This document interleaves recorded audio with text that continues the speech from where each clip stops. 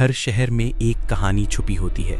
कुछ दीवारें ऐसी होती हैं जो सिर्फ ईंट पत्थर की नहीं होती, बल्कि उनमें कैद होते हैं वो राज जो अगर खुलें तो इंसान की रूह तक काम जाए। आज हम आपको ले चलेंगे दिल्ली के एक ऐसे बंगले में जिसका नंबर है 17, जहां रातें सिर्फ काली नहीं होती बल्कि जिंदा भी होती हैं, और जहां जो भी गया वो कभी पहले जैसा नहीं लौटा। ये सिर्फ कहानी नहीं, एक अनुभव है। तैयार हो जाइए डर और सच्चाई की उस दहलीज पर पार करने के लिए जहां बंगला नंबर 17 आपका इंतजार कर रहा है। बंगला नंबर 17 ये कहानी 3 दोस्तों की है जिनका नाम विक्रम, सुनील और जॉन होता है, जो बंबई शहर में नौकरी करने के लिए आते हैं। तीनों बचपन के दोस्त कुछ कर दिखाने का सपना लिए इस भीड़ भाड़ वाली जगह में अपना मुकाम पाने के लिए दर दर भटकते हैं। उन्हें कोई भी रास्ता नजर नहीं आता। अपने छोटे से गांव में रहकर कॉलेज की पढ़ाई करने वाले सुनील और विक्रम ने कभी सोचा भी नहीं था कि सफलता पाने के लिए इतना दर्द झेलना पड़ता है। वहीं जॉन अपने पापा के बिजनेस में पहले से ही संघर्ष कर चुका था, जिस वजह से उसे इन सब चीजों की आदत सी हो गई थी। जॉन अच्छे से जानता था कि सफलता इतनी आसानी से नहीं मिलेगी, क्योंकि उसने अपने पापा को दिन रात मेहनत करते हुए देखा था। तभी तीनों को सुबह से भटकते भटकते शाम हो जाती है, लेकिन न कोई नौकरी और न ही कोई रहने का ठिकाना उनके हाथ लगता। भाई अब कहाँ जाएं? पैसे भी कम हैं। चलो कहीं खाना खा लेते हैं, जो भी है जेब में। तीनों मायूस होकर एक छोटे से होटल में खाना खाते हैं। दरअसल उनके पास कोई खास पैसे भी नहीं होते। वो तो सिर्फ अपनी 1-2 दिन की व्यवस्था बनाकर निकले थे। उन्हें लगा था कि आते ही उनके साथ कोई चमत्कार होगा और उनको नौकरी मिल जाएगी। तीनों एक पुरानी बिल्डिंग के पास पहुंच जाते हैं और थक कर उसके गेट के पास बैठ जाते हैं। कौन हो तुम लोग? यहाँ क्यों बैठे हो? भैया हम बाहर से आए हैं, नौकरी ढूंढ रहे हैं, कोई ठिकाना नहीं है। चौकीदार को तीनों की हालत देखकर उन पर तरस आता है। उसे एहसास होता है कि कुछ सालों पहले ऐसे ही वो भी काम मांगने आया था। जॉन थोड़ा समझदार होता है। भैया कोई ऐसी जगह हो जहां कुछ दिन बिना किराए रह सकें, अभी हमारे पास पैसे नहीं हैं। चौकीदार अपने एक दोस्त को कॉल करता है जो बंगला नंबर 17 में सफाई का काम करता है। फोन पर बात करने के बाद वो कहता है, मेरे साहब तो 2 महीने के लिए बाहर हैं, जब तक चाहो वहां रह सकते हो। सच में? भैया बहुत बड़ी मदद होगी। बंगला थोड़ा दूर है, रात को कोई टैक्सी नहीं मिलेगी। आज यहीं सो जाओ, सुबह 7 चलेंगे। तीनों उसकी बात मान जाते हैं। अगली सुबह चौकीदार उन्हें बंगले तक ले जाता है। बंगले की खूबसूरती देखकर तीनों दोस्त हक्का बक्का रह जाते हैं। यार ये बंगला तो महल जैसा है। मुफ्त में ऐसा बंगला, लगता है भगवान ने हमारी सुन ली।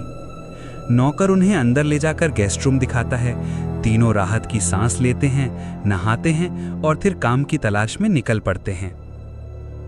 तीनों दोस्त अब मुंबई के इस आलीशान बंगले में रहने लगे थे। दिन भर नौकरी की तलाश में घूमते और रात को बंगले में आकर सो जाते। पर कुछ अजीब था इस जगह में, जैसे दीवारें हमें घूर रही हों। मैंने भी महसूस किया यार, कल रात कोई सीढ़ियों पर चल रहा था। विक्रम और सुनील की बातें जॉन सुनता तो था, लेकिन वो इन बातों पर यकीन नहीं करता। एक रात अचानक घर की लाइटें बार बार झपकने लगती हैं। क्या ये भी कोई लाइट्स की दिक्कत है या कुछ और? सुनो, कोई रो रहा है। तीनों चुप हो जाते हैं। सबकी सांसें थमसी जाती हैं। सन्नाटा इतना गहरा होता है कि दीवारों की दरारों से भी डर निकलने लगता है। और तभी, मदद करो, मुझे बाहर निकालो। ये आवाज कहां से आई? तीनों एक साथ हॉल में पहुंचते हैं। विक्रम धीरे धीरे फर्श के एक कोने की ओर इशारा करता है। नीचे से ये आवाज नीचे तहखाने से आई है। पहले वो सोचते हैं कि किसी ने मजाक किया होगा, लेकिन तब तक आवाज फिर आती है। प्लीज मुझे छोड़ दो, मैं तड़प रही हूं। जॉन झल्ला कर कहता है, बस करो, ये कोई प्लान है हमें डराने का? मुझे नहीं लगता नीचे कुछ है। पर सुनील और विक्रम अब डरने लगते हैं। विक्रम धीमे से कहता है, मुझे लगता है कुछ छुपा है इस बंगले में। उसी रात विक्रम को नींद नहीं आती। वो चुपचाप उठकर तहखाने की ओर बढ़ता है और दरवाजा धीरे से खोलता है। तहखाने की सीढ़ियां पुरानी और धूल से भली होती हैं। नीचे घुप अंधेरा, पर विक्रम की टॉर्च की रोशनी में उसे एक पुराना पेंटिंग दिखाई देता है। एक औरत की तस्वीर जिसके चेहरे पर गम, डर और नफरत झलक रही होती है। और तभी, वापस जाओ, ये तुम्हारा घर नहीं है। विक्रम चीख पड़ता है और गिरते पड़ते सीढ़ियों से वापस ऊपर भागता है। सुनील और जॉन भागकर नीचे आते हैं। क्या हुआ विक्रम, तू ठीक है? नीचे कोई है, वो औरत, वो देख रही थी मुझे। विक्रम, सुनील और जॉन अब तय कर चुके थे कि तहखाने की सच्चाई जाननी ही होगी। वे नीचे जाते हैं और वहां उन्हें एक लकड़ी की पुरानी संदूक मिलती है। विक्रम उसे खोलता है और पाता है कि उसके अंदर एक पुरानी डायरी है। डायरी धूल और खून के धब्बों से सनी थी। उसके पहले पन्ने पर एक नाम लिखा था, सरोज मल्होत्रा 1977। डायरी के पन्नों में एक गहराती हुई पीड़ा थी, एक औरत की जो अकेली थी, टूटी हुई थी। डायरी में लिखा था, आज फिर विजय देर से आया, उसके कपड़ों से किसी और की खुशबू आ रही थी। क्या अब मेरा कोई मतलब नहीं रहा? हर पन्ना एक कहानी थी, दर्द की, धोखे की और उस तन्हाई की जो पागल बना दे। डायरी में आगे लिखा था कि उन्होंने कहा था ये बंगला मेरा घर होगा, पर अब ये मेरी कैद बन गया है। हर दिन, हर रात मैं खुद से दूर होती जा रही हूँ। और फिर 17 जून को मैंने तय किया कि अब और नहीं सह सकती। जॉन गुस्से से डायरी को एक ओर फेंक देता है। बस, ये सब भावनाओं का खेल है। ये डायरी असली भी हो ये जरूरी नहीं। पर तभी हवा तेज चलने लगती है, एक जोरदार झटका लगता है और सारी लाइटें बंद हो जाती हैं। अब कमरे में सिर्फ एक धीमी सी सिसकी सुनाई देती है। एक धीमी आवाज में कहना सुनाई देता है, वो नहीं चाहता था कि मैं किसी को बताऊं, उसने मुझे यहां बंद कर दिया था। जॉन तेजी से चिल्लाता है, ये सब झूठ है। तभी दीवार पर टंगी तस्वीर नीचे गिरती है। उस तस्वीर के पीछे एक पुराना खत छुपा होता है। वो खत पढ़ता है, अगर ये खत कोई पढ़ रहा है तो कृपया मेरी आत्मा को शांति दो। मैं अब भी यही हूं, इसी बंगले में, तहखाने में। अब कहानी एक नए मोड़ पर पहुंच चुकी थी। ये सिर्फ एक डायरी नहीं थी, बल्कि एक आत्मा की पुकार थी जो अब तक किसी ने नहीं सुनी थी। डायरी पढ़ने के बाद तीनों दोस्त गहरी उलझन में थे। सुनील धीरे से फुसफुसाता है, क्या इसका मतलब है कि वो आत्मा अब भी यहीं है? विक्रम ने डायरी को उठाया और कहा, हमें उसे मुक्ति देनी चाहिए।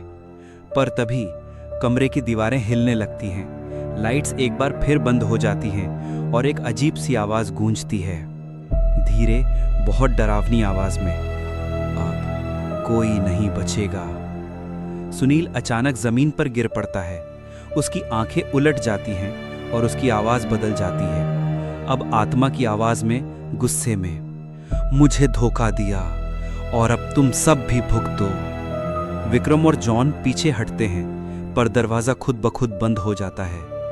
पूरे बंगले में काले धुएं की परत फैलने लगती है। दरवाजा खोलो, सुनील को कुछ हो गया है। पर सुनील अब सुनील नहीं था। उसकी चाल बदल चुकी थी। उसकी आंखों से काली राख बह रही थी। ये सरोज की आत्मा है।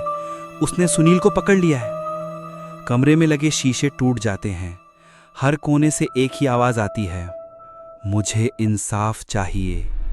मुझसे जो छीना गया वो सब वापस चाहिए। बंगले की दीवारों पर खून से कुछ लिखा हुआ दिखता है, धोखा, मौत, बदला।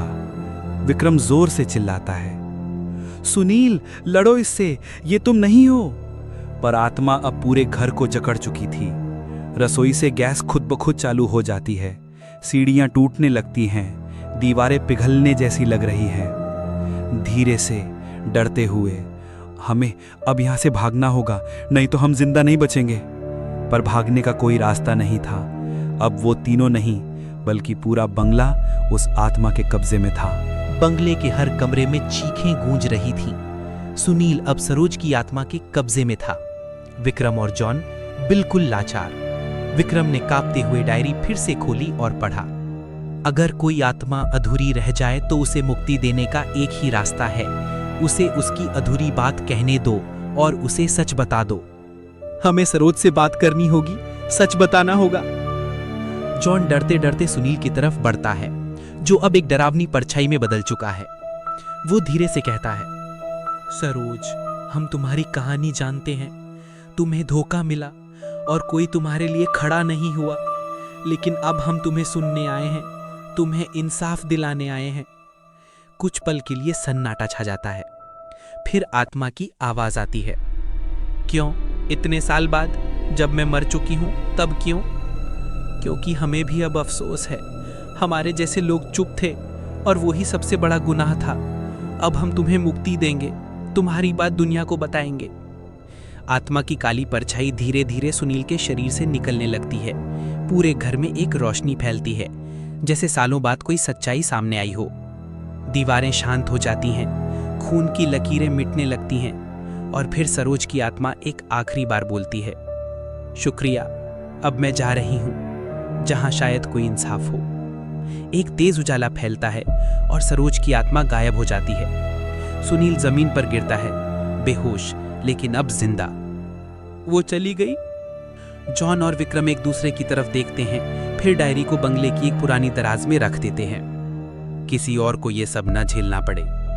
तीनों दोस्त बाहर निकलते हैं। सूरज की पहली किरण बंगले की दीवारों से टकराती है और पहली बार वहां सन्नाटा नहीं, शांति थी। 17 आज भी वही खड़ा है, अकेला, शांत और रहस्यमयी। लेकिन अब जब भी आप उस रास्ते से गुजरें तो जरा ध्यान से देखिए। शायद कोई परछाई खिड़की के पीछे से आपको देख रही हो, शायद कोई अब भी इंतजार कर रहा हो, किसी और विक्रम के, किसी और जॉन के। अगर ये कहानी आपको महसूस हुई तो कमेंट करके जरूर बताइए। क्या आप ऐसी और कहानियां सुनना चाहेंगे? और याद रखिए, हर घर सिर्फ घर नहीं होता, कुछ घरों की अपनी रूह होती है।